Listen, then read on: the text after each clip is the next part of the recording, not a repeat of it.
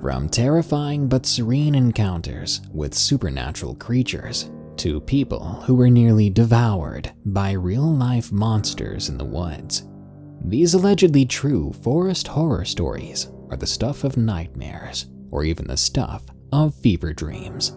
Come on in and join us by the campfire. After all, we each have a scary story to tell. If you have one, share it with us at darkstories.org. And to support the show, click that like button. Now, let's begin. The Horror at the Edge of the Forest, from Lost in the South. I want to share a memory that has haunted me since I was a kid. Paint a background of horror that, if believed, should surely give you pause when the moon begins to rise. This is the reason I won't go near any forest or even dimly lit areas when the sun begins to go down, when the last rays of beautiful bright light start to cast menacing shadows across the world. Don't get me wrong, there was a time when I loved running around at night. Playing tag or hide and seek at night as a kid are probably some of the best games I'd played, and moments that I shared with people that I've since lost touch with over the years. But then again, after that one summer night many years ago, we all kinda just stopped hanging out with one another outside of school. I grew up in a densely wooded area in the deep south, the kind that would have miles of nothing but huge trees packed tight on both sides of the road before you'd ever see a house. I lived in a small neighborhood of maybe 15 houses that made up about 4 streets off the main road. I didn't mind much, because that meant I always had someone to play with. We were the only kids for miles, and in the summer it seemed like there would always be some kids running through a backyard to get to someone else's house during the day, and when the sun would start to set, you may see those same kids rushing off to home trying to beat the streetlights coming on. Now, on one particularly cool July afternoon, just as the sun was beginning to set, I was sitting at the top of the steepest of the streets in our neighborhood, looking at the little dirt road at the bottom. I was with my best friend, Danny, and we were waiting for the cars that we knew were down that dirt road to leave. You see, at the end of this dirt road, maybe 150 yards from the main road, there was a small group of workers. They were building 2 new homes, and seeing how Danny and me were wanting to build a new fort, we needed supplies. Now I know what you're thinking. No, we weren't going to steal their things. But we 2 kids figured there would be plenty of scrap wood and nails lying around. The spare stuff that was destined for the trash dumpster anyway. Stuff we figured no one would even know was gone. The problem was we had been sitting there for almost an hour already, and we hadn't seen anyone come down that road or turn to leave. Finally, after what felt like an eternity of sitting in the same spot, staring at the same dirt road that disappeared back behind the same stand of way too tall trees, I'd had enough. I stood up and told Danny to come on, because I figured, screw it, they must have already left before we even got there. By now, there really wasn't any light left in the sky, and I was mad at myself for waiting so long to start down the dirt road. But I'd been sure that I saw the workers leaving at the same time, right before dark every day that week. Worst case, we jumped behind some trees on the side of the road if we saw headlights coming down. It took maybe 5 minutes to walk down that dirt road, but it was dark, and the light from the flashlight Danny had somehow thought to bring didn't really do much in the way of lighting up the road. If anything, it made the shadows on the sides of the road look way darker than they should. But we did come into the big clearing that had been cut out of the trees for the houses that were being built. When you first come into that clearing, the houses are sitting opposite of each other, maybe 40 yards between them. It appeared as if they would be building more houses there, beside those sometime later. But for now, I was more interested in the fact that the house that was almost finished had a light on inside, and there was a truck parked beside the house. By then, Danny and I had already stopped. We were looking and listening for any sound of someone inside. Maybe they were working late, or packing up tools to carry home for the weekend. because some of those guys do have a lot of stuff to pack up when they're done. We didn't hear anyone though. Nobody was walking around. No one was coming outside with tools in their hands. No one was loading things into the truck. Without really thinking about it much, we had already snuck right up to the house and were standing in front of the open doorless entryway with its makeshift steps that looked like they shouldn't have been able to support the weight of a full-grown man going up and down them. Either way, I slowly crept up the steps, just far enough to poke my head inside and look around. I could see all the way through most of the house. They hadn't put up the sheetrock yet in a lot of places, but I didn't see anyone inside. I jumped back down the steps and told Danny that the guy must have left his truck there.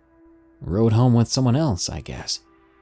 Maybe he'd be back later, but right now we needed to hurry, because our moms would already be mad that we took so long to get home from playing in the first place.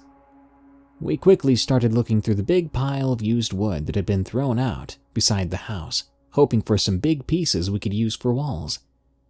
After gathering up and testing the small load of scrap wood for weight to make sure it wasn't too heavy to carry, we went back inside the house to see if they had left any open boxes of nails lying around that wouldn't be missed. I found what I was looking for, but it wasn't a small box of nails. It was a big metal Folgers coffee can that looked like they had been pouring just any loose nails or screws that had been left over into it. I was wearing one of those short-sleeved shirts that still had a hood and front pocket on it, but would never really be warm enough in the winter to wear. So I grabbed a handful and shoved them into my front pocket of my shirt, starting back to the door, when I heard Danny fall behind me.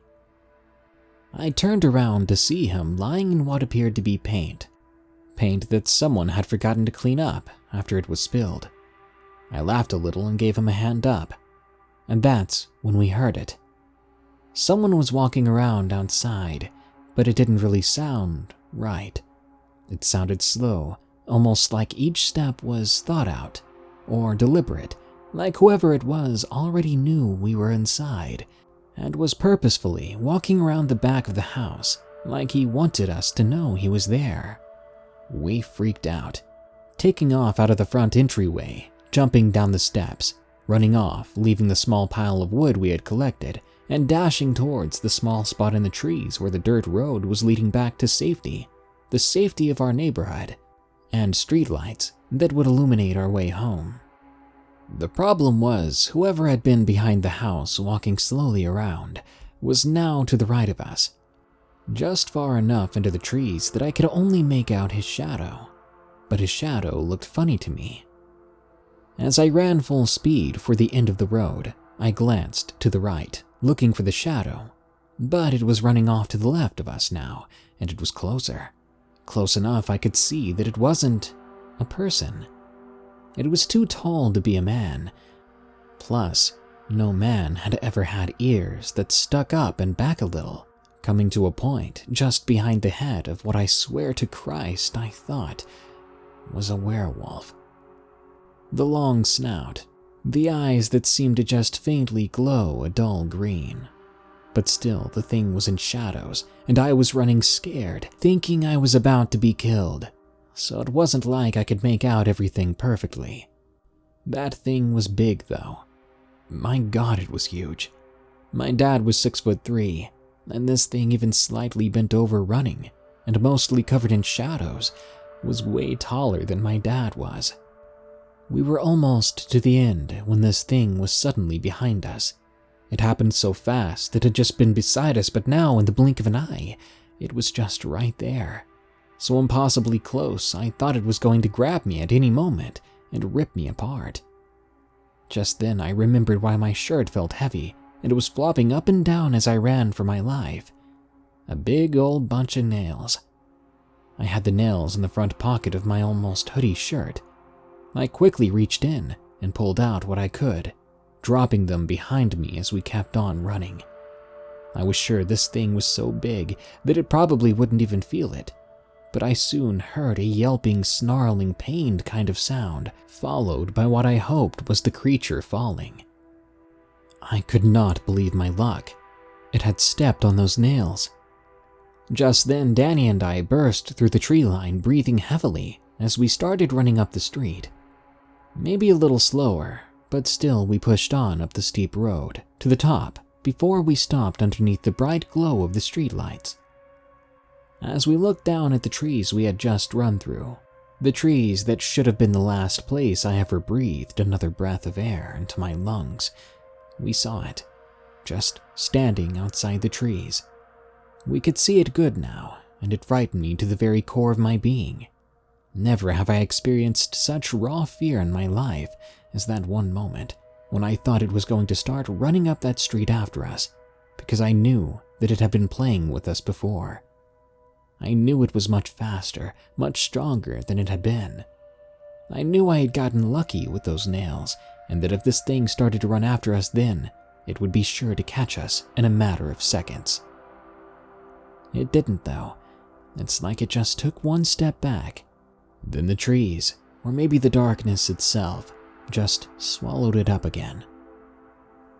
But that was fine, and I was darn near in tears with relief as we turned and ran up my walkway to the front door of my house. We ran in, straight to my room, closing and locking my window as my mom shouted after us, asking where in the world we had been. We didn't say anything to my mom and dad about what had happened. I mean, come on. They're not going to believe that a couple of kids ran from a freaking werewolf anyway. We didn't sleep that night at all. We were way too scared. That thing was going to come out of the woods behind my house and get us. But as night wore on, the sun began to finally come up again. I got the courage to look outside the window. There seemed to be nothing there, or at least I thought there was nothing. As I scanned outside, the sun began to shine on the ground outside the window, and I could see prints in the soft earth. Huge paw prints. This beast was at my window last night, standing there. It knew it was my window. I know this because when I investigated outside after that, mine was the only one with paw prints under it. I freaked out and went inside, but I stopped in the living room. I could hear my parents' hushed whispers in the kitchen. I snuck a little closer to the doorway going into the kitchen so I could hear what they were saying.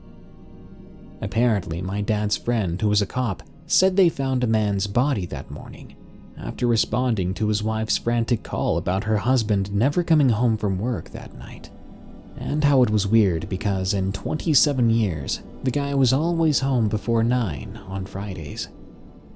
So when she called for the 5th time throughout the night, they finally went just after dawn and discovered that the guy's truck was still there. They had found blood inside the house, and I instantly knew that Danny hadn't slipped in paint. It was the man's blood. They did not find the man's body right away. Not all of it. They found his legs just at the edge of the trees behind the house, and his head wasn't too far from that. But the rest of him they found in a tree about 50 yards from the house. This thing had carried him up the tree to eat him slowly, and I guess it decided to leave it there when it heard us snooping around the house. After that, our parents didn't really let us do much. The rest of the summer was pretty much spent indoors. But I was fine with that, because I knew it wasn't a mountain lion or a bear that killed that man and dragged his half-eaten torso 25 feet up a tree. It was a werewolf, and it knew where I lived. It had stood outside my window for God knows how long, but why didn't it kill me? Maybe this will help some of you feel a bit better knowing you're not alone in this. Like I said, you're not crazy. These creatures are real, and they're just outside, skulking around waiting for someone to slip up and come a little too close. There's something in with the cows, from username 38272. I was 13 at the time.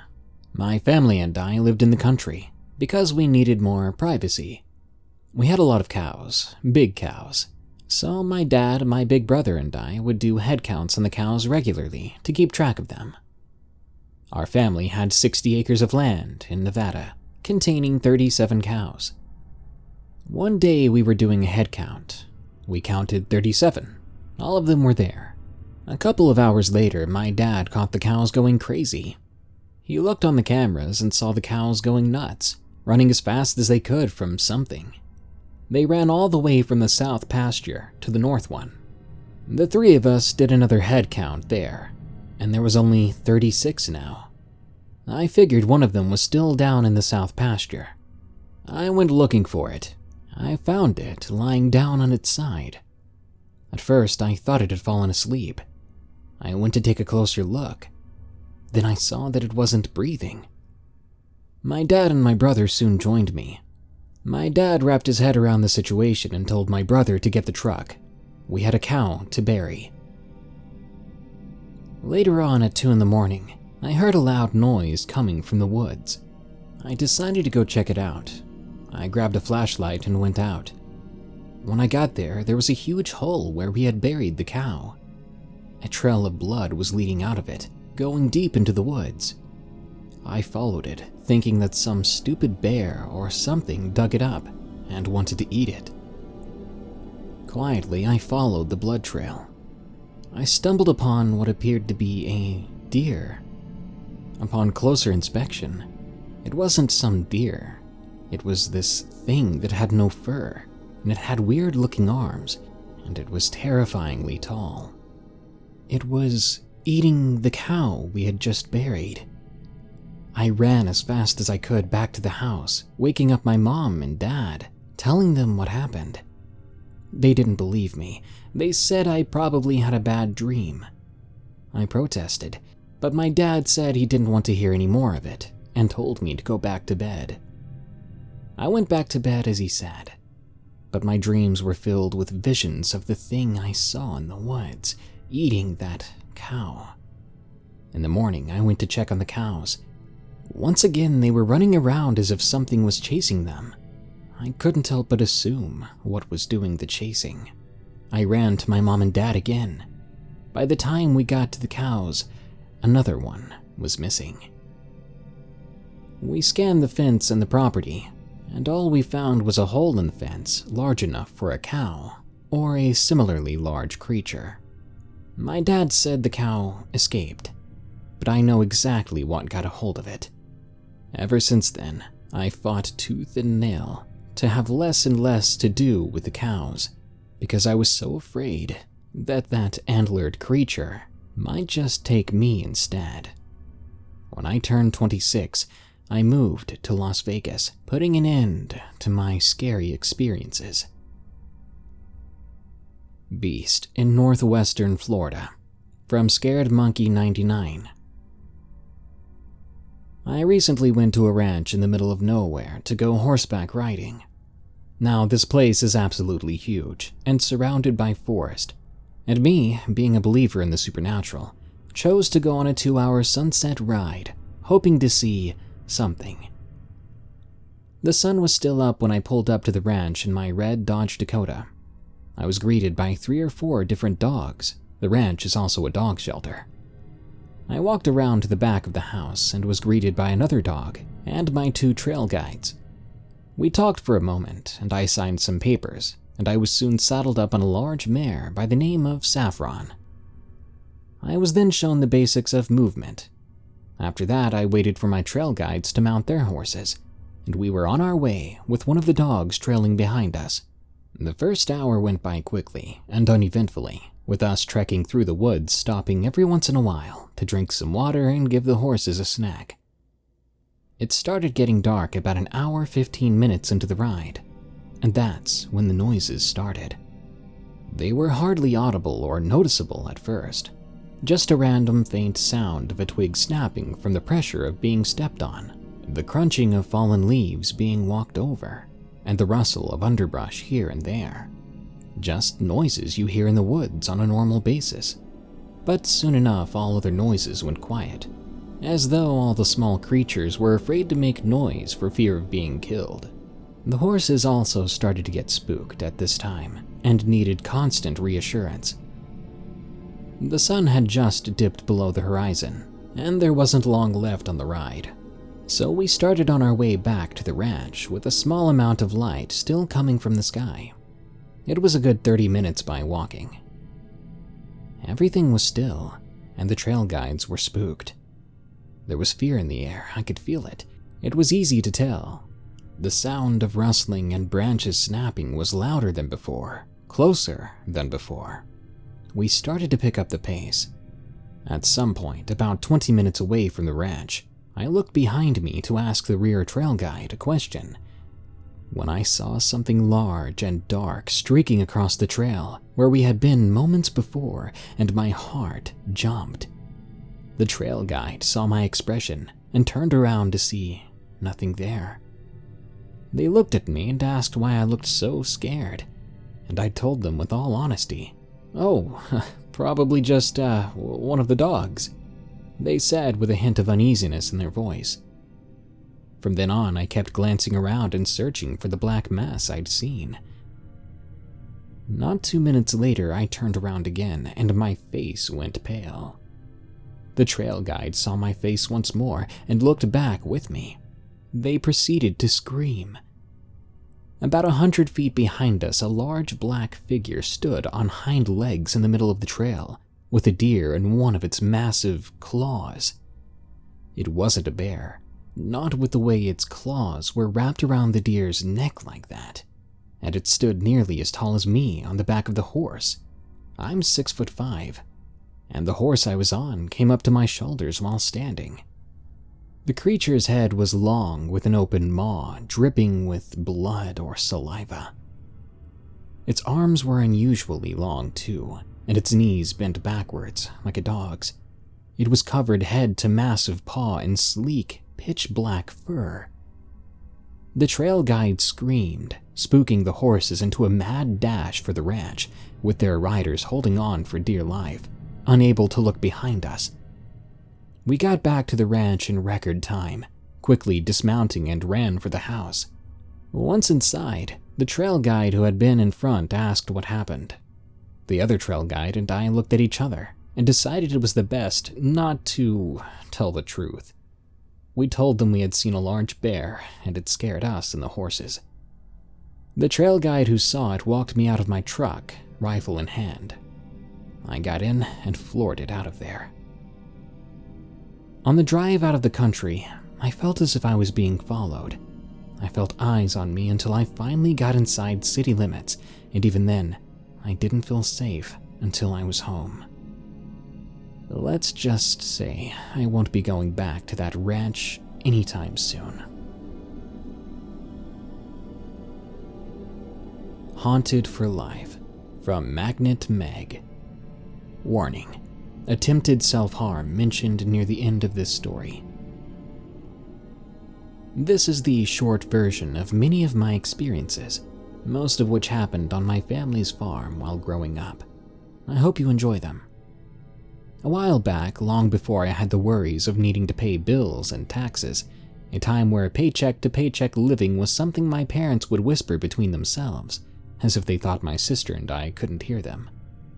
Back when the cozy bed of my childhood sat next to a window with a perfect view of the rising sun, I had met what I thought was one of the most beautiful creatures of the northern pinewood forests, among others.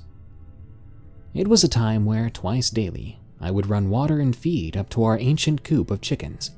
Back when our farmhouse was first built, the late 1800s, this long irregular shack was set up, presumably for farm animals. While all three sheds are connected, none of them are the same on the inside. First, a few broken glass panels greet me as I set down on an old Ocean Spray cranberry juice jug. You know, back when they were plastic, and could be refilled over and over and not be dented. Refilled it had been, at least 700 times a year. We've had this jug as long as I could remember, and just as familiar it is in my hand, it's set on an old rotting table next to the shed's door. An old iron flip latch is pulled out of place and the door screeches open before me. It stops at a near 90-degree angle where the uneven cement foundation has cracked upward. The shed has just as many mice and rat traps as it does unfinished crafts, dusty and with a roof which I had to duck under even at a young age. An old tin coffee canister is what I scoop a can of corn with. The old rusty bin is sealed closed to keep the animals out. but I scatter some corn for the rodents which live in there. My father would call me a bleeding heart. After I fed the wildlife, I turned to jump out of the shed and grab the jug of water. From there, I walked past the second shed. A tree had fallen and smashed a large hole through the old tin roof. There's even a few stalks of corn growing from where the birds had scrapped their food away from their feeders. At the third shed, taller and a larger foundation base, I set the jug down to flip the wooden latch to be parallel to the door. I'd learned at a young age to keep my ears open when living in an old farming house. Learning what the differences were between the house settling and a shadowy figure sitting on my bed had become second nature, even deep in sleep. So when I heard the crunch of leaves nearby, I looked over, very suddenly, up towards the woods. There are a few mulberry, oak, and hickory trees on the edge of the pine, and sitting at the base of one of the oaks was an animal I've loved my entire life. A beautiful snowy white and ash-gray wolf sat, just gazing at me. This tree wasn't far from me, but I smiled and waved at her before I grabbed the jug and crawled into the shed to finish my chores. I've never been very afraid of my surroundings, despite knowing about the other world hidden within our own. I was raised mostly by my mother when she was around, to treat the world and all of its creatures with respect. Our native bloodline makes me think this is where this line of thought comes from, but I know even the natives had a fear of some of the unknown. Wendigo and other creatures of the woods are told in stories from before a time of settlers, and so I find it strange how I so calmly performed my chores next to a predictor who was easily at the time nearly twice my weight, a canine who could at any moment rip out my throat to defend itself, and that was assuming she was just a normal wolf. As I hopped out of the shed, quite literally as the base fountain was higher than I could comfortably step, I turned to where I saw the wolf. She was lying there now, bright yellow eyes watching me, but I don't remember those eyes as something of a dog. I remember them regarding me with a sense of intelligence I'd only seen from the elderly my nurse mother would care for on mandatory double shifts nearly 7 days a week. I smiled again, thrilled she hadn't disappeared yet into the deep brush of young pine, and I called to her. A simple, "Hello, hope you're having a good day." I locked the shed up, unworried about the chickens inside because there were only high-barred windows on the shed, and my father, the last time he had been home from working out of state, and his brother had fortified the fence, covered and changed the door as well, all before wrapping everything in the infamous chicken wire, which had spaces just larger than a quarter. The only things that could get in and out were bugs, weasels, and snakes. They made sure of that. So I took the coffee can back to the feed barrel, again waving to my friend who just tipped her head at me as I latched the door. At the time, I'd never thought of how strange it was that this wolf, while sitting, was as tall as a branch which had broken years before. One I couldn't reach, one I'd tried to reach as I enjoyed climbing at that age. It never occurred to me how long her legs were, or that her sitting posture was nowhere near the same as a wolf I'd seen in pictures, or that her paws looked more like hands. She, I'm convinced of her gender, seemed just as curious about my lack of fear as I've come to have for myself nearly 2 decades later. Now, my shadow figure of a mother friend no longer sits on my bed. The Wendigo I believe to have stalked me throughout my childhood no longer creeps into my subconscious. The potential werewolf who I'd greeted as a friend, however, I believe I see glimpses of her throughout the property, be it when I'm planting flowers or weeding the vegetables in front of the house. I feel safe, as if a family member is making sure I'm secure. Flashes of white and gray are rare outside of our 6-month winters, and those yellow eyes seem to find me and twinkle through the dense trees when the shape of her is camouflaged in the snow. I never feel the strange flicker of fear at night when I take a stroll in the rain, let the dogs out to water, or when howls and scratches come from the woods. The neighbors may have an almost 100-acre woods, complete with the characters from Christopher Robin's childhood, but it's not a bear and pig, tiger, or donkey lurking in the trees. But they are the characters of my childhood, the shadows who keep away my nightmares, the werewolves who chase away demons, The ancient spirits wanting reprise for their stolen land, and the spirits of those driven crazy by what they do not understand. Those tortured souls stay primarily in the barn and basement. A woman who hung herself from the rafters cries at night, wandering the grounds, but never straying from the barn's west side. She's been in the road before, and multiple crashes into the same old oak is my testimony. A young boy I believed was her son is often feverish. The scarlet fever probably took him, and in her despair, his mother followed the only way she could. He stays by the front door of the barn. As a child, I saw him and his old newsboy cap clearly. He was dressed for school, which would be nearly a 5-mile walk back in the day. With his starched white shirt and brown overcoat, a cute black bow tie sits crooked below his chin. He enjoys the croquet balls and will often roll them to those working in the barn. Despite having died young, he still carries the happiness with him. Maybe because he'll never know the hardships of being an adult, or that his mother will always be by his side, I feel I'll never know. Inside the house, it's different. There are so many orbs and figures I've yet to meet them all, or take a picture without one or the other. At one point as a child, I tried to do a presentation on the matter at school. My teachers gave me permission, not expecting me to bring in the slew of evidence I had, before giving me an extra week to provide a different topic to show the class. I recall one figure in particular. She would sit next to me on my bed whenever I began to have a nightmare, and with my pinkish-purple unicorn lamp nearby, I could always see her distinct figure, brushing my disheveled hair from my face and tucking me back in before humming so loud my sister would scold me through the door for playing on my Nintendo DS, despite it being banned from my room at night. The encounters I have lived through are a part of me.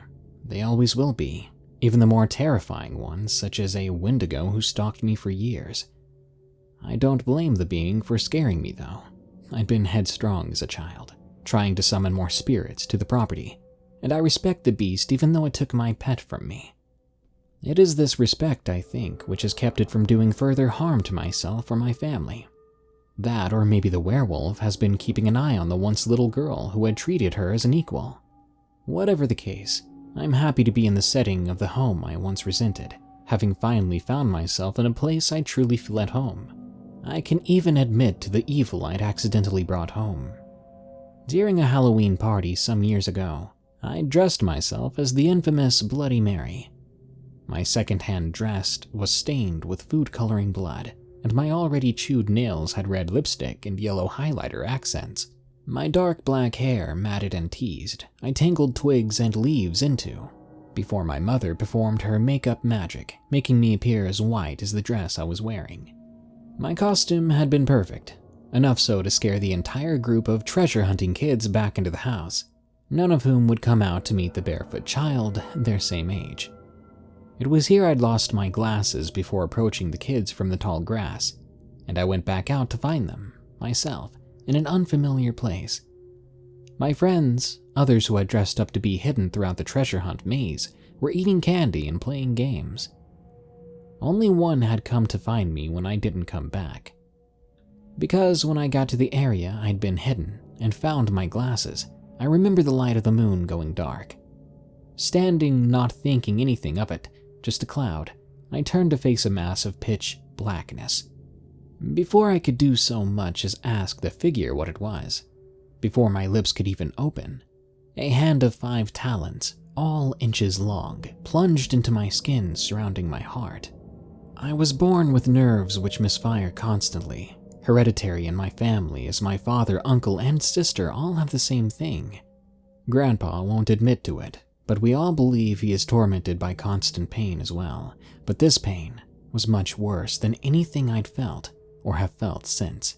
And after 3 major surgeries, a crushed foot, my knee going nearly 90 degrees backwards, I would take them all simultaneously again if it would take away the pain this figure brought me in that moment.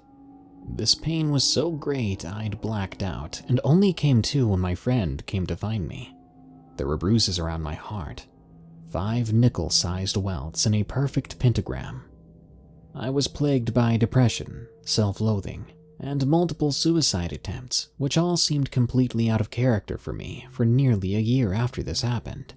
And when my final attempt failed, I woke with a start after swallowing quite a few pills, and I think whatever had possessed me thought I would have died too. And yet, here I am. I don't know why this being released me, but since then, I have had a respect for even the thing which tried to kill me. Respect that which you do not understand, and it may save your life. Blue Creek Skinwalker, from Chris M. This happened to me back in 2002 when I was 7 or 8 years old. I lived in Ulaga, Oklahoma at the time, and my dad took me to Blue Creek to go fishing. Well, it was more so an off-the-beaten-path hunting trail connected to Blue Creek, which was part of Ulaga Lake. Anyway, I fished at a small stone bridge near the entrance to the area, while he went further up the creek. I was perfectly happy to be alone catching perch and one small catfish. As the sun started setting, that's when things got unsettling. I was still fishing and minding my own business when I heard what sounded like a mixture of whine and laughter off in the distance. I thought nothing of it. People came out there all the time for hunting and fishing. A few minutes passed and I heard it again, but it sounded closer. It sounded exactly the same too. I wasn't scared yet, and I'd chalk that up to me being too young to recognize something was wrong. Then I heard it a third time, and it was even closer with the exact same tone as before, like it was a recording. At this point, I was spooked and began looking around. I heard it once more, along with a rustling sound in the nearby brush. I panicked then, and ran up the creek bank where my dad was. I told him what happened, and we left soon after. We never went back there. I had more or less brushed it off as a strange animal, but then I started listening to a lot of stories on here, and some of them made me think of back then. I decided to ask my dad about it, and what he told me disturbed me. He said he had heard it too that day, but only for a little while, and he had hoped it was just an animal. When I came running up to him and told him what happened, he didn't mention what he heard to avoid scaring me. Whatever it was probably saw me as an easier target. Needless to say, I have no intention of returning to that place. Well, that brings us to the end of this Darkness Prevails episode. I hope you enjoyed this story, and don't worry, more scary stories are on the way soon. So stay tuned, and be sure to send us your stories at darkstories.org. We're looking for stories from police officers, and stories from truckers. I've nearly got a full script for that one, so we're almost there. Until next time, here are the credits to my amazing patrons who continue to donate or have donated in the past. They're great people. Stay safe out there, and stay creepy, because this world is a strange one.